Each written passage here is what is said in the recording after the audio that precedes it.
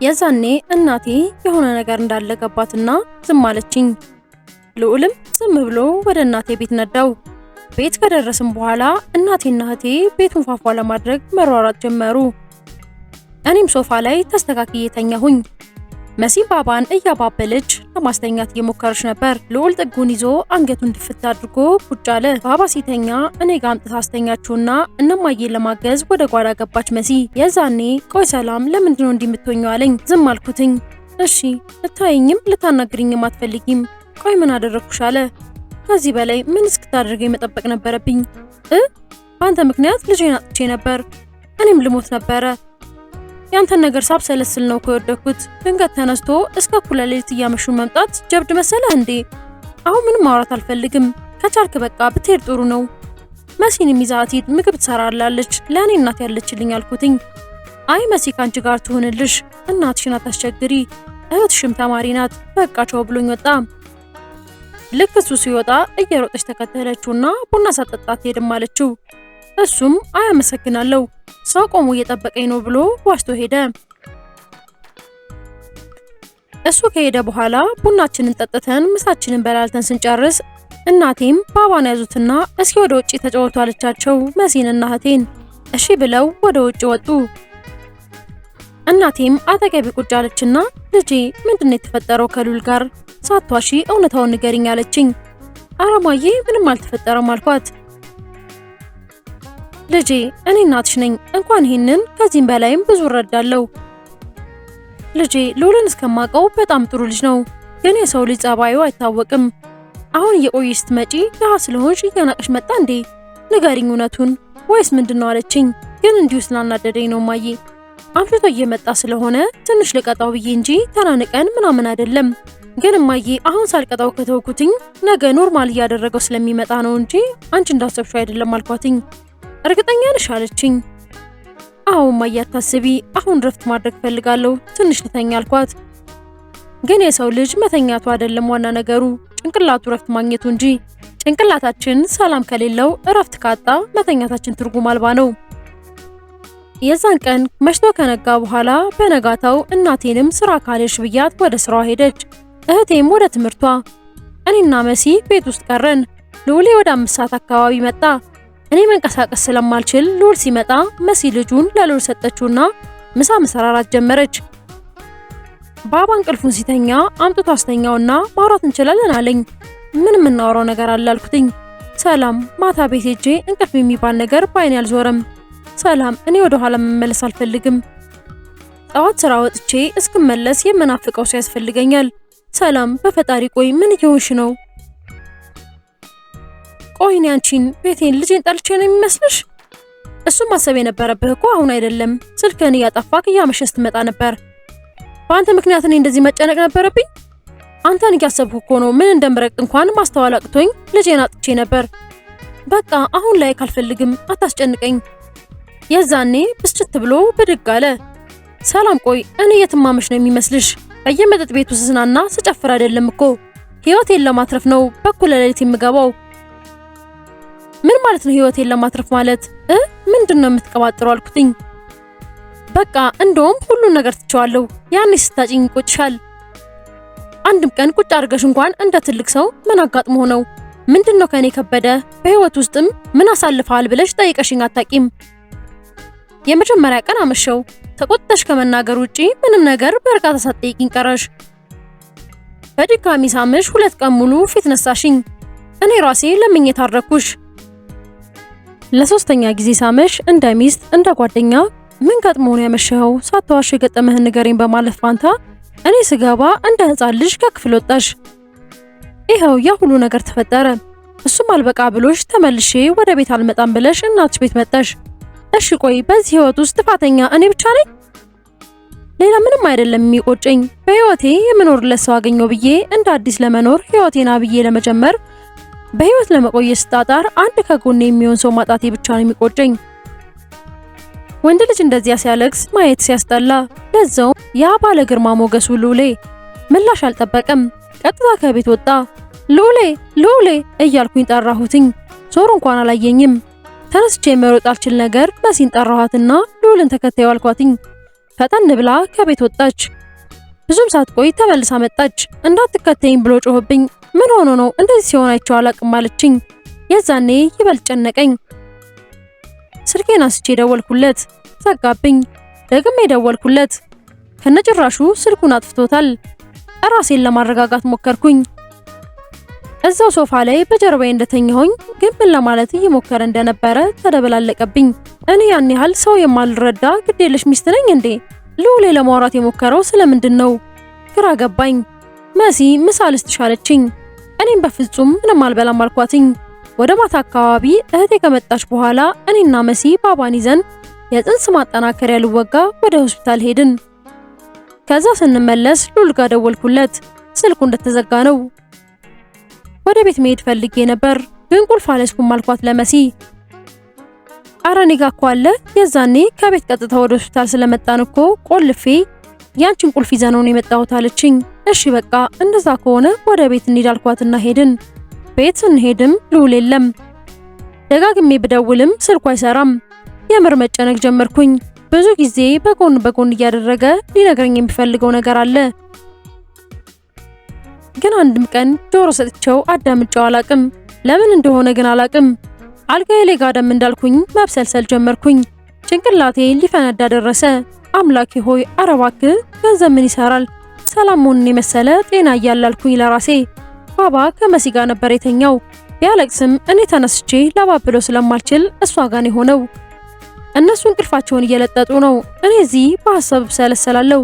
በጣም እየመሸ ነው ግን አይመጣም። ልዑል ምን አስቦ ነው? ቆየት ሊሄድ ይችላል። በጣም ግራ ገባኝ። ሰዓቱን አላስታውሰውም ግን መሽቶ ነበር። ልዑልም መጣ። ሲያይኝ በጣም ደነገጠ። በጣም ጠጥቶ ሰክሮ ነበረ። የለበሰው ሸሚዝ ደም በደም ሆኗል። ሳየው ደነገጥኩኝ። ምን ሆነ ነው አልኩትኝ እየተርበተበትኩኝ።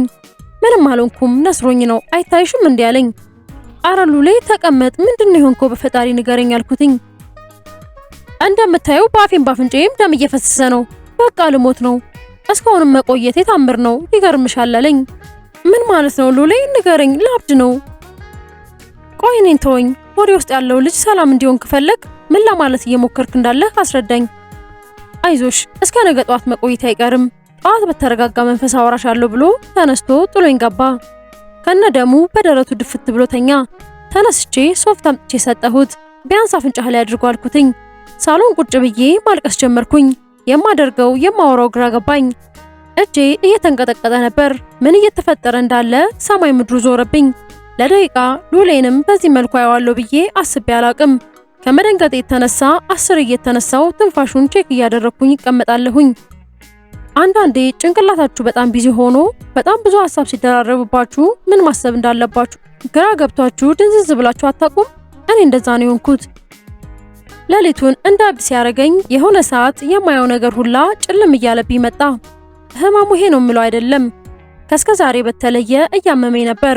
እረፍት ካላደረኩኝ ራሴን ካልጠበቅኩኝ ልጄንም ላጣው እንደምችል ስለገባኝ ተነስቼ ገብቼ ተኛው። ፊቴን ወደ ሉሌ አዙሬ ነበር የተኛሁት። ገና አቅለሸለሸኝ። ደግሞ ማየት አልቻልኩም ነበር። ድጋሚ ፊቴን አዙሬ ተኛው። ሳላስበው እንቅልፍ ወስዶኝ ነበር። ጠዋት ስነቃ ሉሌ ተነስቶ ሻወር ወስዶ ልብስ ቀይሯል። እኔ እንደተነሳው አይኔን ለማየት ሁላ እያፈረ ነበር። ይቅርታ ሰላም፣ ማታ የማይሆን ነገር ተናግረሻለሁ እንዴ አለ። ቁርስ በላህ አልኩትኝ። አይ አልበላሁም። በቃ እንብላ ከዛ እናወራለን ብዬው ቁርሳችንን በላን። እንደጨረስን በቃ ሉሌ እኔ እናንተ ሰፋ ያለ ሰዓት ስለሚያስፈልገን እዚህ እንሆን አልኩትኝ። ወይ ወደ ውስጥ እንግባ ባባ ከመሲ ጋር ይሆናል አልኩትኝ። እሱም እሺ አለኝ። በዛ ላይ አሁን ብዙ እናወራለን። ዛሬ ጊዜህን ለኔ ስጠኝ አልኩትኝ። እሺ ሰላም ስልክ ደውዬ ልምጣ ብሎ ወጣ። ብዙም ሳይቆይ ተመለሰ። መጀመሪያ በግልጽ እንደባልና ሚስት ሁሉንም ነገር እንደምናወራ ማልልኝ አልኩትኝ። እሱም ማለልኝ። በመጀመሪያ ትናንትና ምን ሆነ ነው እንደዛ ይሰከርከው አልኩትኝ። ይቅርታ ሰላም፣ እንደዛ ማድረግ አልነበረብኝም፣ ግን ካንቺ ጋር ተነጋግረን ከወጣሁበት ሰዓት ጀምሮ ስጠጣ ነበር። በዛ ላይ በባዶ ወዴ ስለነበር የጠጣሁት፣ ለዛ ነው እንደዛ ደም በደም የሆንኩት ማታ። ይቅርታ አለኝ። ችግር የለውም፣ አሁን ከመጀመሪያው ጀምርና እኔ ማወቅ ያለብኝን እያንዳንዱን ነገር ንገረኝ፣ አላቋርጥህም። ከመጀመሪያው ጀምርና አሁን እስካለንበት ድረስ በቃ በግልጽ ምንም መደባበቅ ሳይኖር ንገረኝ። ጀምር፣ እየሰማሁ ነው አልኩትኝ። እሺ ግን በየመሃሉ እየገባሽ ለምን እንዲሆነ ለምን እንዲያደረክ እንዳትኝ በቃ አንቺ እዚህ ጋር ማዳመጥ ብቻ ነው ስራሽ። በመሃል እያወራሁሽ ቢነስረኝ እንኳን እንዳትደነግጭ አለኝ። የዛኔ ይበልጥ ለመስማት እየጓጓው እሺ ችግር የለውም ቀጥላልኩትኝ። አይኑን እያየሁኝ ልዑል እባላለሁ። የተወለድኩት እዚህ አዲስ አበባ ነው። እናቴና አባቴ ሲተዋወቁ አባቴ ከሌላ ሴት የወለዳቸው 2 ወንድሞች ነበሩኝ። እናቴ ሲበዛ ቆንጆና የዋህ ነበረች። አባቴም ያለ እናት ልጆቹ ስላሳደገ የቤተሰብ ማጣት ለልጆቹ ምን ያህል ከባድ እንደሆነ ስለሚያውቅ ለልጆቹ በጣም የተለየ ፍቅር ነበረው። ሁላችንንም አብዝቶ ይወደናል፣ ይንከባከበናል። በጣም ቆንጆ የሚባል ኑሮ ነበረን። አንድ ቀን እናትና አባቴ የእናቴን እናት አያቴን ለመጠየቅ እየሄዱ የመኪና አደጋ ደርሶባቸው ሁለቱም ሞቱ። የእናትነትንም የአባትነትንም ፍቅር በአንድ ቀን ተነጠቅን። ሕይወት ስትሰጥሽም ስትነሳሽም አትሳሳም። ከዛ በዛ ሁሉ ሐዘን ውስጥ በገባንበት ሰዓት የወንድሞቼ እናት ሞታ እንደነበረና ከዛ በኋላ አባቴ የኔን እናት እንዳገባ ነግሬሻለሁ አይደለ? እና የሷ እህት ማለትም የወንድሞቼ አክስት ሙሉ የማሳደግ መብቱን ወሰደችና እኛ ቤት ገባች። ከዛ ግን ብዙም ሳይቆይ እኔን ከቤት አስወጣችኝ። ምን እንዳለብኝ የሰው ሰው ማሳድገው ብላ ከእናትና ከአባቴ ቤት አባረረችኝ። ከዛ ወደ ደካማዋ አያቴ ቤት ሄድኩኝ። እሷ ከጥሮታ ገንዘብ ውጪ ገንዘብ የላትም። እኔም ጎዳና ከመወርቅ ብላ መጠጊያ እጇን ዘርግታ የተቀበለችኝ እሷ ስለነበረች እሷ ጋር ትምህርቴን እየተማርኩኝ መኖር ጀመርኩኝ። ልክ 7ኛ ክፍል ስደርስ ከአንድ የትምህርት ቤታችን ልጅ ጋር ፍቅር ያዘኝ። በሰዓቱ እኔ ሰፈር ውስጥ አየር ባየር የተወሰኑ ስራዎችን ሰራ ስለነበረ ቆንጆ ጫማዎችን እገዛለሁ። ብታምኚም ባታምኚም አንድ ሱሪ ብቻ እያለኝ እኔ ግን ብር ባገኘው ቁጥር ጫማ ብቻ ነበር ምገዛው። ምክንያቱም ትምህርት ቤት ካሉ ጓደኞቼ ጋር በዩኒፎርም እኩል ስለሆንኩኝ አሮጌ ጫማ ያደረኩኝ ራሴን አላስፎግርም እያልኩኝ ነበር። በሰዓቱ የነበሩ ጓደኞቼም አይን ውስጥ ትገባለህ፣ ቆንጆ ነህ፣ አቋምህ ያምራል፣ ለምን ሴት አትተራምስም የሚሉኝ ነበር። አንድም ቀን ግን ሰምቻቸው አላቅም ነበር። በትምህርቴም ቢሆን በጣም ጎበዝ ነበርኩኝ። እና እንዳልኩሽ ፍቅር ያሳየችኝ ልጅ መቅደላዊት ትባላለች። እንዲሁ በመተያየት ብቻ ወደድኳት፣ ወደደችኝ። ትምህርት ቤት ውስጥ አሉ ከሚባሉ ቆንጆዎች ውስጥ አንዷ እሷ ናት። እና ለመጀመሪያ ጊዜ በፍቅር ተነደፍኩኝ። አሁን እንደማወራሽ እንዳይመስልሽ ነፍሴ ሰጥቼ ነበር መወዳት። ስለኔ ሁሉንም ነገር ታውቃለች። ደህንነቴን አትጸየፈውም። ሚስጥረኛዬ ነች። አያቴን አስተዋውቂያታለሁ። በሄድኩበት ሁሉ እሷ አለች። ምሳ እንኳን ለሁለታችን የሚበቃ ቋጥራ ትመጣለች። አንዳንዴ በሁለት ምሳቃ ትቋጥርና ይሄንን ቤት ስትገባ ከአያት ጋር ብሉት ብላ ቦርሳዬ ውስጥ ትከትልኛለች። እንደ ሌሎቹ ሴቶች ከኔ ምንም ስጦታ አትጠብቅም። ግብዣ ምናምን እሷ ጭራሽ ትዝ አይላትም። በቃ እኔን ብቻ ነው የምታስቀድመኝ። አስታውሳለሁ የሆነ ጊዜ ልደቷ ደርሶ ነበር። እኔም እንደምንም ተራርጬ ብር አገኘሁና ስጦታ ገዝቼ ሰጠኋት። ብታምኚም ባታምኚም 3 ቀን ያኮረፈችኝ። ለኔ ስጦታ ከምትገዛ ለአያት ብትሰጣት ይመርቁ ነበር አለችኝ። በመሃላችን የመርፌ ቀዳዳ ታክል ክፍተት አልነበረም። ከ7ኛ ወደ 8ኛ ክፍል አልፈን ሚኒስትሪ ተፈተንን። ለኔ ስኮላርሺፕ መጣልኝና ከዛ ራቅ ወዳለ ሀብታም ትምህርት ቤት እንድገባ ሐሳብ ቀረበልኝ። ግን ከመቅዲ ጋር መለያየት ስለማልችል ሐሳቡን ውድቅ አድርጌ ወደ 9ኛ ክፍል አብረን ገባን። 9ኛ ክፍል ላይ ስደርስ አያቴ በጠና ታመመችብኝ። አብዛኛውን ጊዜ መቅዲ ክላስ እያለች እየመጣች እኛ ቤት ለአያቴ ምግብ ስትሰራ ቡና ስታፈላ ትውላለች። ልክ ተማሪዎች ሲበተኑ ወደ ቤቷ ትሄዳለች። በህይወቴ ከሷ ውጪ ላላይ እሷም ከኔ ውጪ ላታይ ቃል ተግባባን። አንድም ቀን ለደቂቃ ከሷ ስለመለየት አስቤ አላቅም ነበር። ቶሎ ተመርቄ ቆንጆ ስራ ይዤ እሷን ሚስቴ ለማድረግ እንጂ ከሷ ተለይቼ ሌላ ሰው ለምጄ አፍቅሬ እኖራለሁ የሚል ሐሳብ በህልሜም በእውኔም አልነበረኝም። ለምን ካልሽኝ በቃ ለሷ ፈጣሪ ሁሉን ነገር አሟልቶን የሰጣት ስላገኘውም ስላጣውም አትቀየርም። እና 9ኛ ክፍል የመጀመሪያ ሴሚስተር ጨርሰን እረፍት ላይ ነበርን። በየቀኑ ከመቅዲ ጋር እንገናኛለን። እና በዛ መሃል ነበር አንድ አለችኝ የምላትን አያቴን በሞት ያጣኋት። ሳላስበው ቤተሰቤ ብዬ ልጠራት ላስተዋውቃት የምችለው አንድ ሰው ልክ እንደ እናትና አባቴ እሷንም ሞት ነጠቀኝ። በዛ መሃል ከጎን የነበረችው ብቸኛ ሰው መቅዲ ብቻ ነበረች። እስከ ሰልስቱ ድረስ እኛ ቤት ነበር ያደረችው። ከዛ ቀስ በቀስ የአያቴ ሐዘን እየተረሳ ጎረቤትም ከኛ ቤት እየጠፋ መጣ። ብቻዬን ማደር ጀመርኩኝ። እዛ ቤት ውስጥ ብቻዬን ሳድር በጣም እታመም ጀመር። የማይሆን ነገር ያሳስበኛል። አንዳንዴ ተኝቼ ለመነሳት ስሞክር ሁላ ያቅተኛል። የጡረታ ገንዘብ የሚባል ነገር ቀረ። ምግብ ቤት ውስጥ መዘጋጀት አቆመ። ትምህርት ከተጀመረ በኋላ ጠዋት በባዶ ሆዴ ከቤት ወጣለሁ። ቀን መቅዲ ያመጣችውን ምሳ አብረን እንበላለን። ከዛ በሚቀጥለው ቀን እሷ ያመጣችው ምሳ ነው ለሁለት የምንበላው። አንዳንዴ ቤት ውስጥ ዳቦ ወይም የተለየ ነገር ሲኖር ታመጣልኝና ይሄንን ማታ ቤት በላው ትለኛለች። ቤተሰቦቿ በብር ጉዳይ በጣም ሲሪየስ ስለነበሩ እጇ ላይ ብር የማግኘት እድሏ ጠባብ ነው። እሷ ግን ከጓደኞቿም ከሰውም እየተበደረች ብር ትሰጠኛለች። እንደ በፊቱ አየር ባየር ስራ መስራት አልቻልኩም። ምክንያቱም እኔ ከፍተኛ ድብርት ውስጥ ገብቼ ስለነበረ ከሰዎች ጋር አውርቼ መግባባት ራሱ ይከብደኝ ነበር። ያንን አመት እንደምንም ጨርሰን ክረምት ላይ ስራ ጀመርኩኝ። ከስራ እንደወጣው ቀጥታ እነ መቅዲ ሰፈር ሄዳለሁ። አብረን አምሽተን ወደ ቤት እመለሳለሁ። አስታውሳለሁ በተከታታይ ለ3 ቀን አልተገናኘንም ነበር። ከዛ ደውላ በጣም ልታገኘኝ እንደምትፈልግ ነገረችኝ። በጣም ናፍቃኝ ስለነበረም ለማግኘት ጓጉቼ ከስራ ቀድሜ ወጥቼ ሰፈሯ ሄድኩኝ። ሐሙስ ቀን ነበር። ለ1 ሰዓት ከምናምን ያህል መንገድ ዳር ቁጭ ብዬ ጠበቅኳት። ከዛም መጣች። ና ካፌ ቁጭ ብለን እናውራ አለችኝ። እንደሌላው ጊዜ በስርዓት እንኳን ሰላም አላለችኝም ነበር። ተነስተን ወደ ካፌ ገባንና ቁጭ አልን። በጣም እንደናፈቀችኝ ይሄን 3 ቀን 3 ዓመት እንደሆነብኝ ነገርኳት። እሷ ግን ልጥጥ እያለች ካሁን በኋላ አለመገናኘታችንን መልመድ አለብህ አለችኝ። በጣም ደነገጥኩና ማለት አልኳትኝ። ላገባ ነው አለችኝ። ከዛ ከት ብዬ ሳኩና ባክሽ አትጃጄ፣ እኔ ከልቤ ነኝ ናፍቅሽኝ፣ ምን አባሽ ነው ግን እንደዚህ የሚያጠፋሽ አልኳት። ኮስተር ብላ ቀሌንና ምሬን እንኳን ለይ እንጂ አባቴ ሙት ላገባ ነው አለችኝ። የዛን ሰዓት የተሰማኝን ስሜት አሁን ለማብራራት አልችልም፣ ግን እንደምንም ብዬ እንዴት አልኳትኝ። በቃ ላገባ ነው፣ ተምሬ እንደሆነ አልፍልኝም። አሁን ያገኘሁትን እድል ተጠቅሜ የኔንም የቤተሰቦቼንም ህይወት መቀየር አለብኝ አለችኝ። ለምን አትወጪኝም እንዴ አልኳት። የዛኔ እያየኋት ራሱ ብዥ እያለብኝ ነበረ። እወድሃለሁ ግን ፍቅር ገንዘብ አይሆንም አለችኝ። አንድም ቀን ስለ ድነት አስቤ አላቅም ነበር። አሁን ግን እየበሰልኩኝ ስመጣ እዚህ ምድር ላይ ከምንም ነገር በላይ አስፈላጊው ገንዘብ ነው። ገንዘብ ካለ ብትታመም ታክመህ ትድናለህ። ሰው የሚያከብርህ የሚወድህ ገንዘብ ሲኖርህ ነው። ገንዘብ ካለ ቤተሰቦች ራሱ ያከብሩሃል። ሁሉም ሰው ወዳጅ ይሆናል። ገንዘብ ካለ ፈልገህ የምታጣት ሴት አትኖርም። ብቻ አንተ ገንዘብ ይኑር እንጂ ምድሪቷ ሁላ ገነት ናት አለችኝ። እያወራች ያለችውን ለማመን ከብዶኝ ነበር። ድጋሚ አትወጪኝም አልኳትኝ። እወድሃለሁ ግን ካንተ ጋር ብንጋባ ገና ሀብታም ለመሆን ስንት ዓመት ይፈጅብናል? እኔ እናንተ ሀብታም እስክንሆን አባቴ በሕክምና ጦት ይሞታል። እኔ እናንተ ብዙ ገንዘብ እስኪኖረን እናቴ ለእኔና ለእህቶቼ ስትል መልፋቷን አታቆምም።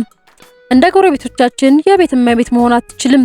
አንተን ትቼ አዲሱን ሰውዬ ካገባው ግን ሀብቱ ለኔ ብቻ አይደለም ቤተሰቦቼንም ይቀይራል። በእኔ ምክንያት ቤተሰቦች ያልፎላቸው ከማየት ውጪ ደግሞ ምንም ደስታ የለም። አሁንም ቢሆን ወድሃለሁ፣ ላንተ ስሜት አለኝ። የማገባውን ሰው ደግሞ ገንዘቡን ወድለታለሁ። ለዛ ነው እንደ ጓደኞቼ ቦርቄ ሳልጨርስ የማገባው። ሰርጉ ያሁኑ እሁድ ነው። ሰሞኑን ልነግር ፈልጌ ግን እንዴት እንደምነግርህ ፈርቼ ነው። በቃ ጨርሰናል ብላ ጉንጬን ስማኝ ተነስታ ሄደች። እኔ የተቀመጥኩበት ወንበር ላይ እንዳለው ያወራችው እውነት ስላልመሰለኝ ጠረጴዛ ላይ ድፍት ብዬ አይኔን ጨፈንኩኝ። ግን አይደለም፣ የምር ከጎኔ አልነበረችም። ቃል ሳልተነፍስ ተነስቼ ወደ ቤት ሄድኩኝ። አንዳንድ ህመሞቼን ቃላቶች አይገልጻቸውም። የእውነት አሞኝ ነበር። ሰላም ህመሙ ግን ምን ላይ እንደነበር አላቅም። ቤት ሄጄ ዝም ብዬ ጉልበቴን አቅፌ ቁጭ አልኩኝ። ልክ የሆነ ሰው ከፊቴ ተቀምጦ እየሆነ ያለውን ያብራራልኝ ይመስል የሆነ ሰዓት ላይ ከእንቅልፌ እንደተነሳው ነገር ብንናልኩና ፈጣሪን መጠየቅ ጀመርኩኝ። መጀመሪያ እናትና አባቴን በአንድ ቀን ነጠከኝ። ከዛም አለችኝ ብዬ ለአውራት የምችለውን አያቴንም ወሰድካት። የመጨረሻዋና ልጽናናባት የምችለውን መቅዲንም አጣኋት። እንደምታየው ምንም ገንዘብ የለኝም፣ ዘመድም የለኝም፣ ጓደኛም እንደዛው። ጠዋት ከእንቅልፌ ሳልነሳ ብቆይ ምን ሆንክ ብሎ የሚጠይቀኝ ጎረቤትም የለኝም። ስለዚህ እኔ አሁን ምን እንዳደርግ ነው እዚህ ምድር ላይ ያስቀመጥከኝ? ሰዎች እኔን እያዩ እንኳንም እንደሷ አላደረከንም ብለው እንዲያመሰግኑ ነው ወይስ ደግሞ ለምንድን ነው ሲጀመር ለምን ፈጠርከኝ?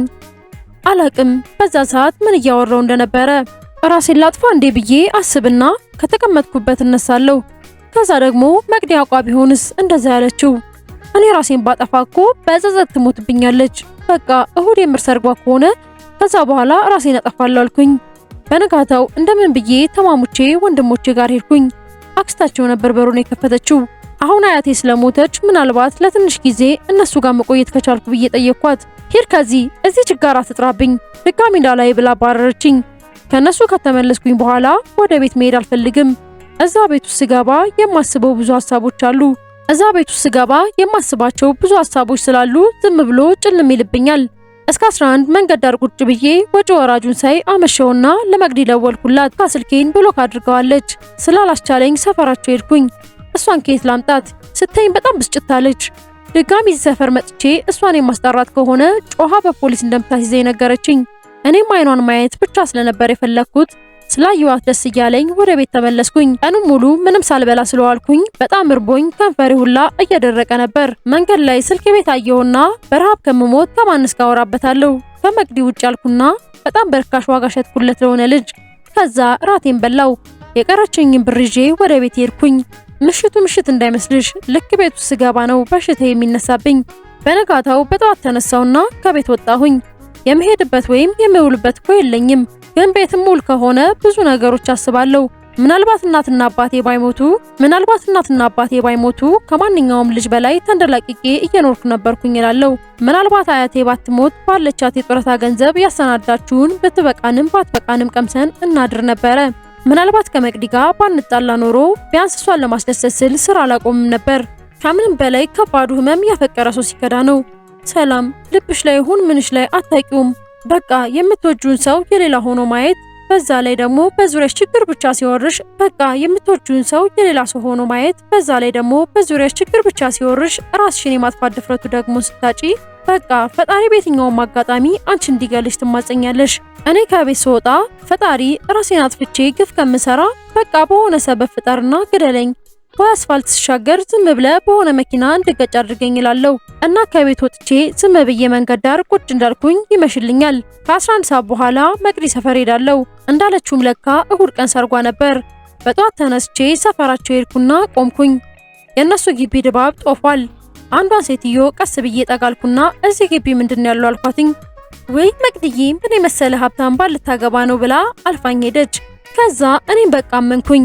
ተመልሼ አስፋልት ሄጄ ቁጭ አልኩኝ። የሆኑ ሴትዮ እቃ ለመሸከም ከብዷቸው ተሸካሚ ፍለጋ አይናቸው ሲንከራተት አየሁና እኔ ላድርስሎት ማዘር አልኳቸው። እሺ ልጄ ብሎ አሸከሙኝ። ሁኔታዬን አይተው በጣም ስላሳዘንኳቸው 50 ብር ሰጡኝ። እሷን ይዤ እየተጣደፍኩኝ አረቄ ቤት ሄድኩኝ። እስኪ መሽ ድረስ ከሽማግሌዎቹ መሃል ቁጭ ብዬ ስጠጣ መሸሁኝ። ድንገት ባፌና ባፍንጬ ደም መጣ። ከዛ እዛው ባፍጢሜ ተደፋሁኝ። ከምጠጣበት ቤት ፊት ለፊት የነበረው ጤና ጣቢያ አፋፍሰው ወሰዱኝ። እዛ ስደርስ ደሙ ከቆመልኝ በኋላ ዶክተሩ ሊያናገረኝ እንደሚፈልግ ነገረኝ። እሺ አልኩትኝ። ዶክተሩም ወደ ትልቅ ሐኪም ቤት መሄድ እንዳለብኝ ሰፋ ያለ ምርመራ ባደርግ ጥሩ እንደሆነ ነገረኝ። ለዶክተሩም ነገርኩት። እንኳን የምታከምበት እራት የምበላበት ራሱ ቸግሮኛል አልኩትኝ። የት ነው የምትኖረው ብሎ ጠየቀኝ። እኔም ነገርኩትኝ። ነገ ተመልሼ ጤና ጣቢያ እንድመጣና እሱ ወደሚያውቁ ዶክተር ጋር በነፃ እንደሚያስመረምረኝ እንደሚወስደኝ ነገረኝ። የታክሲ ሰጥቶኝም ሸኘኝ። እንዳለኝም በነጋታው ተመልሼ ወደ ጤና ጣቢያ ሄድኩኝ። እስከ ምሳ ሰዓትም እንድጠብቀው ነገረኝ። ጠበቅኩትና ምሳ ሰዓት ላይ ወደ ሌላ ሆስፒታል ይዞኝ ሄደ። ምርመራም ተደረገልኝ። ዶክተሩም ጭንቅላቴ ላይ በጣም ልጠነቀቅ እንደሚገባኝና ከፀሐይና ከረጅም ሰዓት መጨነቅ እንድቆጠብ በአደራ ጭምር ነገረኝ። እሺ ብዬ ተነስቼ ወጣው። ጤና ጣቢያ ካገኘሁት ዶክተር ጋር አብረን እየተመለስን ምሳ እንብላ ብሎኝ የሆነ ቤት ይዞኝ ገባ። ምሳ እየበላን የህይወት ታሪኬን በሙሉ ነገርኩትኝ። በጣም አሳዘንኩትኝ። በተለይ ትምህርቴን በማቋረጤ በጣም ተናደደ። ከዛ እኔ አንድ ማውቀው ስራ ነበረኝ፣ ግን ይከብድሃል አለኝ። ዋናው ገንዘብ ማግኘቴ ነው። ምንም ቢሆን እሰራለሁ የምትል ከሆነ ችግር የለውም፣ ጎን ለጎን ሌላም እየሰራ መስራት የምትችለው ስራ ነው አለኝ። አረ ምንም ይሁን እሰራለሁ፣ ብቻ ብር ላግኝበት አልኩትኝ። እሺ ብሎ ስለ ስራው አስረዳኝ። ስራው ምን መሰለሽ? ከሱ ጋር ጤና ጣቢያ አብራው የምትሰራ ዶክተር አለች እና እሷ ደግሞ ሆም ኬር ወይንም ታሞ ሆስፒታል አልጋ ሳይዙ ህክምናቸውን ቤት ውስጥ የሚያደርጉ ትላልቅ ሰዎች እንደማለት ነው። እና እሷ አሁን ክትትል የምታደርግባቸው ሰውዬ የቀድሞ ባለስልጣንና ባለሀብት ነበሩ። ግን እርጅናም ሲመጣ በዛ ላይ ህመም ተጨምሮ ታሞ ቤት ውስጥ ክትትል ይደረግላቸዋል። እኚህ ሰውዬ ደግሞ ዳይፐር ይጠቀማሉ። ራሳቸውን መቆጣጠር አይችሉም። ዶክተሯ ደግሞ የእሳቸውን ዳይፐር ለመቀየር እየተጸየፈች ስለሆነ እሷ በምታዘኝ መልኩ እኔ ዳይፐራቸውን መቀየር ነበር ስራዬ። መጀመሪያ ብዙም ባልስማማም እሷ ብዙ ብር ስለሚከፈላት ለኔም ቆንጆ ብር እንደምታስብልኝ፣ በዛ ላይ ደግሞ ቀን ቀን ሌላ ሰው ስለሚንከባከባቸው እኔና ዶክተሯ ማታ ማታ ብቻ እንደምንከባከባቸው ነገረኝ። እኔም እሺ አልኩትኝ። ከነገ ጀምሮ ስራ መጀመር እንደምችል ነገረኝ። ተነስቼ ወደ ቤት ሄድኩኝ፣ ተኛሁኝ። ከዛ በኋላ ሌሊት አካባቢ በኃይል አልቦኝ እየተንፈራገጥኩኝ ነበር። ብንንስል ድቅድቅ ጨለማ ነው። ሁለት ሌሊት አካባቢ ይሆናል በግምት። ከዛም ተመልሼ ለመተኛት ሞከርኩኝ። ራሴን ስላመመኝ ግን አልቻልኩኝም፣ አቃተኝ። ጠዋት ተነስቼ ወዴት ልሂድ? ቤት እንዳልቀመጥ ራበኝ። ለአያቴ ቡና ስታፈላ የተቀመጠችበት ላይ እሄድና ቁጭ እላለሁ። ከዛ ያሳለፍነውን በሙሉ አስታውሳለሁ። ለዛ ስል ነው ቤትም አልውለው። ምን እንደወሰደኝ አላቅም፣ ግን ራሴን ከነመቅዲ ሰፈር አገኘሁት። ትንሽ ቆምኩኝና ተመልሼ አስፋልት ዳር ቁጭ ብዬ ማልቀሱን ተያያዝኩት። አንድ በእድሜ ገፋ ያሉ ሴትዮ መጡና የኔ ልጅ ምን ሆነ ነው የምታለቅሰው አሉኝ። አፌ ላይ እንዴት እንደመጣልኝ ባላቅም እርቦኝ ነው አልኳቸው። ወይ የኔ ልጅ እኔ አፈር ልብላልህ ና ተነስ ብለው እዛው አካባቢ ወደ ነበረው ምግብ ቤት ይዘውኝ ገቡና አብረውኝ ምሳ በላን። የኔ ልጅ እኔም ወደ ቤት እንዳልወስድ እኔም ከልጄ ጋር ተጠግቼ ነው የምኖረው። የልጄ ሚስት ደግሞ ጥሩ አይደለችም፣ ያለችኝ እቺ ናት፣ አብቃቅተህ ተጠቃማት ብለው 300 ብር ከቦርሳቸው አውጥተው ሰጡኝ። በዛ ሰዓት 300 ብር ማለት በጣም ብዙ ብር ነው። ብርቅ ሆኖብኝ አመስግኛቸው ተለያየን። እኔ ቀጥታ ያቺ የለመድኳትን አረቄ ቤት ሄድኩኝና ስጠጣ መሸሁኝ። ማታ 1 ሰዓት ከምናምን ላይ ጤና ጣቢያ ሄድኩኝና ዛሬ ነው አይደል ስራ የምጀምረው አልኩትኝ። አዎ እየጠበቀች ነው አብራችሁ እንድትሄዱ ብሎ አብረው ተቀምጠው ወደ ነበረችው ዶክተር ጠቆመኝ። ዶክተሯ ማየችና ጽይፍ ነገር አለች። አይታየህም እንዴ እንደዚህ ጨርቅ ሆኖ በሽተኛ ፊት ይዞ ልቀርብ ነው እንዴ? ሰው ከምንም በላይ የሚንከባከበው ሰው ንጽህና ይፈልጋል። እንደዚህ ሆኖ ይዤው አልሄድም አለችና እየተበሳጨች ቻው ብሎ ዶክተሩን ወጣች። የዛኔ ዶክተሩ በጣም ባዘነ ፊት እያየኝ አሁን ወደ ቤት ሂድ፣ ነገ ልብስን ቀይርና ሻወር ወስደና አዲስ ልብስን መግዛት ካስፈለገ ከኔ ብር ውሰድ፣ ግን አስታውስ ሰርተ ተከፍለኛለህ ብድር ነው አለኝ። እሺ አልኩትኝ እየተፈለቀለኩኝ። ከኪሱ አወጣና ቆጠር አድርጎ ሰጠኝ። ተቀብየው በፍጥነት ከሆስፒታሉ ወጣሁና እዛው ስጠጣበት የነበረው አረቄ ቤት ገባሁና ካቆምኩበት ቀጠልኩኝ። ከሌሊቱ 5 ሰዓት አካባቢ ላይ ልንዘጋ ነው በቃ ውጡ አሉን። እኔ ሲያወሩ ሁላ ምን እንደሚሉ በትክክል አይሰማኝም። ብቻ የመቅዲን ስም በተደጋጋሚ እየጠራው እንደነበረ ነው ማቀው። እዛው አረቄ ቤቱ አጠገብ መሬት ላይ ዝም ብዬ ተኛሁኝ። ስካሬ ትንሽ በእንቅልፍ ካለፈልኝ በኋላ ነቃሁኝ። ከመኪና ውጪ ምንም የሚንቀሳቀስ ነገር የለም። አልፎ አልፎ አንድ መኪና ውልብ ሲል ታያለሽ። ከዛ ውጪ ጸጥ ያለ ነው። በጣም ይጨንቃል። ራሴን ብቻዬን በሌሊት መንገድ ዳር ቁጭ ብዬ ሳገኘው ታውቂያለሽ፣ በጣም ተሰማኝ። ፈጣሪ የትኛውን ደስታ ሊሰጠኝ አስቦ ነው እንዴ የሚፈትነኝ? ግራ ገባኝ። ማልቀስ ጀመርኩኝ። ዶክተሩ የሰጠኝንም ብር ጠጥቼበታለሁ። ስለዚህ ከሱም ጋር ስራ መጀመር አልችልም። ወደ አያቴ ቤት ደግሞ መመለስ አልፈልግም። ገና ወደዛ ሰፈር ስረግጥ ያመኛል። ሁሉ ነገር ትዝ ይለኛል። ቁጭ ብዬ ራሴን ጠየቅኩኝ። እሺ ወደ ቤት መሄድ አልፈልግም። በዚህ ሁኔታ ስራ መስራት አልችልም። ሳስቦ ደግሞ ወደ መጠጡ ስም እየገባሁ ነው። ስለዚህ ነገ ምንድነው የሚጠብቀኝ?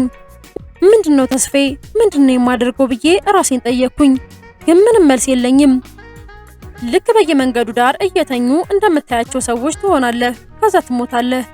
በቃ ከዛ የዘለለ ምንም የለም አልኩኝ። እንዲሁ አይኔ እስኪያብጥ አለቀስኩኝ። እዛው ቁጭ ብዬ የሆነች ሴትዮ በእጇ ማዳበሪያ ይዛ ታክሲ ስትጠብቅ አየኋት። ጠጋ ብዬ እናት ስንት ሰዓት ሆኗል አልኳትኝ። 10 ተኩል ሆኗል አለችኝ። ታዲያ በዚህ ሰዓት ወዴት እየሄድሽ ነው አልኳትኝ። አትክልት ተራ እየሄድኩ ነው። ሲነጋ የሚሸጠው ዕቃ በዚህ ሰዓት ነው ሄጄ የማመጣው። እንዴ ሁሌ በዚህ በሌሊት ግን ስትወጪ አትፈሪም እንዴ አልኳትኝ። ፈጣሪ ከቀኝ ከግራም ይጠብቀኛል አለችኝ። በዛው ቀስ ብዬ እኔ አሁን ካንቺ ጋር ልሰራ ብል እችላለሁ እንዴ አልኳትኝ። እኔማ ምን አቅም አለኝ ብለህ ነው? ከኔ ጋር የምትሰራው ስራ የለም። ግን እዛ አትክልት ተራ የምፈልገውን ዕቃ ከገዛው በኋላ ወደዚህ የሚያመጣልኝ መኪና ድረስ ተሸክሞ የሚወስዱ ልጆች አሉ። እንደዛ መስራት ትችላለህ አለችኝ። እሺ ችግር የለውም ብቻ ብር ላግኝበት እንጂ ምንም ቢሆን እሰራለሁ አልኳትኝ። እሺ ና በቃ ያኔን አንተ ታደርስልኛለህ። አንዴ ደንበኞች እስኪኖሩክ ማንም አምኖክ ዕቃውን አያሸክምህም። ግን ደግሞ አንዴ በሰዎች ዘንድ ታማኝነትን ካገኘ ያንተ ጉብዝና ብቻ ነው እንጂ የሚፈለገው። በቃ ጥሩ ገንዘብ ትሰራለህ አለችኝ። በታክሲ ውስጥ እየሄድን ከዛ እንደደረስን ወረድን። ግርግሩ ሌሊት አይመስልሽም? ገና በሌሊት ገበያው ደርቶ ነበር። እኔም ሴትዮዋ የገዛችውን ዕቃ እሷ እየመራችኝ ቦታው ድረስ አደረስኩላት። ሰላም ልነግርሽ አልችልም፣ ግን ዕቃውን እዛ እስካደርስላት ድረስ ለመሞት እያጣጣርኩኝ ያህል ነበር የደከመኝ። አንድ ኩንታል ስትሸከም 25 ብር ነው የሚከፈል። በዛ ያለ ከሆነ ደግሞ 30 ብር ነው። እኔ ደንበኞቼ ጋር ወስጄ አስተዋውቃለሁ። ከዛ አዳዲስ ሰዎች ሊገዙ ሲመጡ አንተ ተሸከምላቸዋለህ አለችኝና ተመልሰን ወደ ገበያው ገባን። ከሰዎቹ ጋር አስተዋወቀችኝ። የሰፈሬ ልጅ ነው፣ በጣም ጎበዝ ነው ሲሰራ እና አብሯችሁ ይሰራል ብላ ዕቃ ከሸጡላት ሰዎች ጋር አስተዋወቀችኝ። እስኪ ነጋ 3 ሰዓት ድረስ ግርግሩ እንደሞቀ ነበር። ከዛ በኋላ ግን ይቀዘቅዛል። 3 ኩንታል ተሸክሜ 75 ብሬን ይዤ ወደ አረቄ ቤቴ ሄድኩኝ። በባዶ ሆዴ ምንም ሳልበላ ያንን አረቄ መጠጣት ተያያዝኩትኝ። ግን ብዙም አልቆየሁም። ደም ባፌም ባፍንጫዬ መፍሰስ ጀመረ። ሰዎቹ ደንግጠው ያው የፈረደበት ዶክተር ጋር ወሰዱኝ።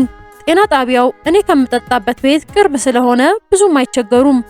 ዶክተሩም በቃ ለኔ ተውት፣ ስንትን ያለበት ሂሳብ አላት። አብራኝ የመጣችው ሴትዮ ሂሳቡን ነግራው ከኪሱ ከፍሎ አሰናበታቸው። ለኔ አስፈላጊውን ነገር አደረገልኝ። ደሙ ሲቆም እኔም ወደ ራሴ ተመለስኩኝ። ምሳ ሰዓት እስኪደርስ ቁጭ ብዬ እንድጠብቀው ነገረኝ። እኔም ቁጭ አልኩኝ። ምሳ ሰዓት ላይ እሱ ከላይ ደርቦት የነበረውን ጃኬት ሰጠኝና እንድለብሰው ነገረኝ። ልብሴ በደም ተጨማልቆ ስለነበረ ለዛኔ ሰጠኝ። ከዛ ቀጥታ ወደ መኪናው ውስጥ ገባንና ወደፊት ነዳው። አንድ ትልቅ ምግብ ቤት ጋር ራቅ ብሎ መኪናውን አቆመው። እስቲ ከዚህ መኪና ውረድና እዚህ ቤት ባትበላ እንኳን ገብተህ ለመቀመጥ ሞክራለኝ። እንዳዘዘኝ ሄድኩኝ። ሁሉም ስታንዳርዱን የጠበቀ ልብስ ለብሷል። ሁሉም ሰው ከተቀመጠበት ጠረጴዛ ላይ የመኪና ቁልፍ አለ። ገና ወደ መግቢያው ጋር ስጠጋ አንድ ሱፍ የለበሰ ሰውዬ ፈጠን ብሎ መጣና እግዚአብሔር ይስጥልኝ፣ እዚህ መለመን አይቻልም አትገባም አለኝ። እሺ ብዬ ተመለስኩና ለዶክተሩ ያለኝን ነገርኩት። አየህ ደህና ልብስ ለብሰ ብር ኖሮ ቢሆን ነበር፣ ግን እዚህ የመጣኸው ገና ሳትገባ ከበር ጀምሮ እንኳን ደህና መጣህ እያሉ ወንበር አመቻችተው ያስቀምጡ ነበር። ቀጣይ እዛው አቅራቢያ ወዳለ በሸራ ወደ ተወጠረች ትንሽዬ ቤት ወሰደኝና ሄድና ሴትዮዋም ብር ስላልያዝኩ ነው ምሳ ስጭኝ፣ ሌላ ጊዜ አምጣልሻለሁ በላት አለኝ። እሺ እንደምንም እየፈራው ጠየቅኳት። እኔም እኮ 5 እና 10 ብር ለማግኘት ነው እዚህ የማቀቀው፣ ለአንድ አንተም ሳሰጥህ የቀን ሙሉ ትርፌን አጣለሁ ማለት ነው አለችኝ። ተመልሼ ሄድኩኝና ያለችኝን ነገርኩትኝ። ጥሩ ለመጨረሻ ጊዜ አንድ ቦታ ልውሰድህ አለኝና ሸራ ተጠቅልለው ለብሰው ጸጉራቸው ጥጥ የመሰለ አባት መንገድ ላይ ተኝተው አሳየኝ። እነዛ አባት አያሳዝኑህም? በዚህ እድሜያቸው እንደዚህ መንገድ ዳር ተኝተው የሰው አይን ሲገርፋቸው፣ ይሄኔ እኮ እርቧቸው ይሆናል፣ ሂድና እስቲ ምሳ ግዛላቸው አለኝ። ኪሴ ስገባ ጠዋት የሰራዋት 75 ብር የለችም። ኪሴ ውስጥ ብር ነበር፣ ጠፍቷል። በምን ይገዛላቸዋለሁ አልኩትኝ። አየህ አንተ ጠጥተህ ሸናህበት፣ ለሳቸው ግን አንተ የጠጣህበትን ገንዘብ ብሰጣቸው የዛሬን እህል ቀምሰው ነፍሳቸውን ማቆያ ይሆናቸው ነበር። እነዚህን አባት ቢያሳዝኑህም ምንም ቢሉህም ምንም መርዳት አትችልም። ምክንያቱም አንተ ገንዘብ ብቻ ሳይሆን ማሰቢያ ጭንቅላትህንም ነው ያጣኸው አለኝ። እነዛ አባትን እንባ እየተናነቀኝ ምንም ሳላደርግላቸው ትተናቸው ሄድን። እኔ ውስጤ ስፍስፍ አለ። ግን በቃ ምን ላድርግ? ምንም ማድረግ ስላልቻልኩኝ ትተናቸው ሄድን። እንደ ራቤ ነገርኩትና ለመብላት የሆነ ቤት ወሰደኝ። ምሳ ጋበዘኝና ወደ ስራ መመለስ እንዳለበት ነግሮኝ ተመለስን። የሆስፒታሉ በርጋ የሆነች ልጅ ቆማየና እስኪ ሄድና እንደመልከፍ በላት፣ ከዛ ምን እንደምትልህ ትነግረኛለህ ብሎ መኪናውን ተደግፎ ቆመ። እናት ወዴት ነሽ? ልሸኝሽ አልኳትኝ። የንቀት ፈገግታዋን ፈገግ ብላ መጀመሪያ እኔን ከመሸኘት ከማሰብ በፊት እላይ ላይ የነተበውን ልብስህን እጠበው፣ በአንተ ቤት ለመላከፍ መሞከርህ ነው ጅል ብላ ሰርባኝ ሄደች። ዶክተሩም ዳር ቆሞ የሚሆነውን እያየ ስለነበረ እኔም ወደ ስራዬ ልገባ ነው። እንግዲህ አረቄ ዱቤ ከሰጡ ሂድና ጠይቃቸው፣ ስራውን መስራት አትፈልግም መልካም ቀን ብሎኝ ጥሎኝ ገባ። ቀጥታ ወደ አረቄ ቤት ሄድኩኝ። ነገ ብሩ እንደምሰጣቸው ዛሬ በዱቤ እንጠጣ ጠየኳቸው። ቀልደኛ ነህ፣ ያደለው ልጅ ተምሮ እናትና አባቱን ይጠቅማል፣ ያንተ አይነቱ ገልቱ አረቄ ዱቤ ይጠጣል፣ ቅድሚያ ካልከፈልክ አትጠጣም አለችኝ። መልስ ሳልሰጣት ፊቴን አዙሬ ቀጥታ ወደ ቤተክርስቲያን ሄድኩኝ።